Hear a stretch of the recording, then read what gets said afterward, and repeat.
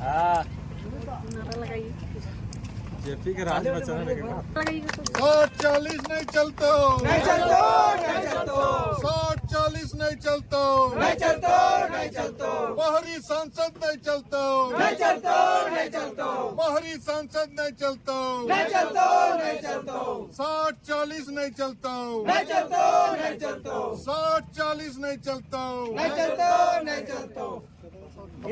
ये साथी जो है हम लोग का 60-40 नहीं चलतो आंदोलन जो पूरा झारखंड में जन जन तक पहुंचा था, उस आंदोलन में इनके ऊपर चांडिल थाना में चौका थाना में FIR हुआ था और इस गिरफ्तार करके इसको जेल ले गया था और जेल से निकल के आए हैं।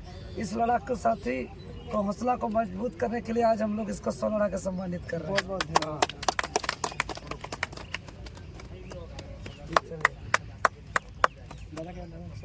ठीक है अरे आज लिखा दीजिए बयान दे दीजिए कि हम अच्छा दादा कितना बोल दीजिए कैसे कैसे आंदोलन में 40 क्या कितना दिन तक जेल में रहे ये बताइए। हम तो 18 दिन जेल में थे हाँ। और 22 तारीख को मेरे को उठाया गया, चौका थाना वाला उठाया था और हम 10 तारीख को निकले हैं। केस में कौन कौन सा मतलब धारा लगा था और किस विषय में लगा था? देखिए 60-40 में हम लोग का केस हुआ था, 29 लाख हुआ था। जी तो मेरे को हम अकेले गए जेल, फिर मेरे खा लिया था चौका थाना वाला, सूचना दिए परिवार को, घर वालों को उठा लिया गया, जबकि इसमें हम लोग कुछ गलती नहीं था। जिससे आंदोलन किए थे हम लोग का मांग था, तो जिससे मांग हम लोग इसी का ये था, जो हम लोग का हक अधिकार के लिए हम लोग लड़े थे, आंदोलन किए थे।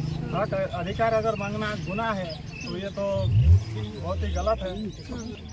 क्या कौन सा धारा लगाया गया था आपके? 341, 342 और 353 लगाया गया था 353 जी, जिसमें ना थाना वाला के ऊपर हम लोग कुछ गाली गलौज किए थे, ना कुछ ऐसे बर्ताव किए थे। हम लोग शांतिपूर्वक संवैधानिक तरीके से मतलब आंदोलन किए थे, तो उसमें उनका सरासर सब गलत था, ये सब ये था। बाकी जो साथियां थे उन लोग पर उस तरह का कोई घटनाक्रम सामने नहीं हुआ है कि नहीं टॉर्चर हो रहा है अभी हो रहा है? अभी आप लोग का जो जिस विषय में लड़ाई था वो राजनीतिक रूप ले चुका है, क्या बोलिएगा? 60-40 को लेकर आप लोग एक आंदोलन खड़ा किए थे, उस आंदोलन के बाद आप लोग की पार्टी बनी है, अब चुनाव में उतर रही है, क्या बोलिएगा? देखिए पहले तो मतलब समिति था, लेकिन हम लोग का जब मांग हम लोग का ये नहीं हुआ तब हम लोग का पार्टी बाद में बना है। पार्टी तो पहले ये नहीं था। अगर सब शांतिपूर्ण तरीके से अगर सब कुछ हम लोग का हक अधिकार मिल जाता तो शायद आज का ये दिन ये पार्टी अगर नहीं बनता।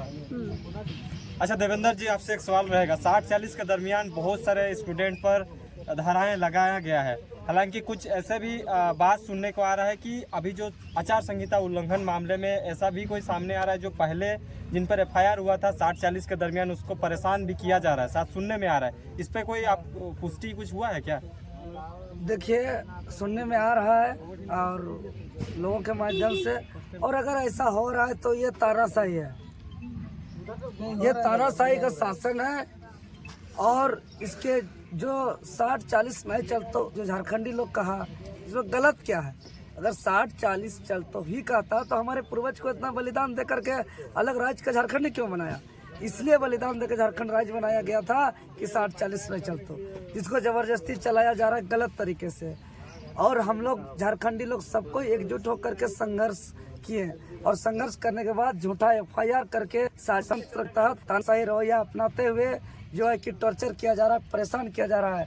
तो हम यही कहेंगे कि सारे पूरे परेशानी को झारखंड की जनता देख रहे हैं, और ये सारे दर्द, तकलीफ, दुख, गुस्सा सब EVM मशीन में 25 मई को देखने को मिलेगा, और इसका रिजल्ट 4 जून को दिखेगा। एक सवाल, बड़ी सवाल, जो आप लोग का 60-40 का जो मुद्दा था वो कहीं ना कहीं एक स्टूडेंट हित के लिए था, उसको अब राजनीतिक मोड़ पे लेके छोड़ दिए हैं, ऐसा क्यों? हम उसी समय कहे थे, हम ऑन कैमरा रिकॉर्डिंग अभी भी होगा कि हम सीधे कहते कि हमको चुनाव लड़ना कोई शौक नहीं है। हम एक बार नहीं 4 बार अल्टीमेटम दिए कि भाई आप समय रहते हुए आप हमको नीति लागू कर दीजिए, देवेंद्र नाथ महतो चुनाव नहीं लड़ेगा। साथ ही ये भी कहे थे अभी लड़ रहे हैं, और अगर हक अधिकार नहीं दीजिएगा तो राजनीतिक में आकर झारखंड को बचाने में कोई रोक भी नहीं सकता है, और पूरे झारखंडी हम लोग एक साथ रहेंगे।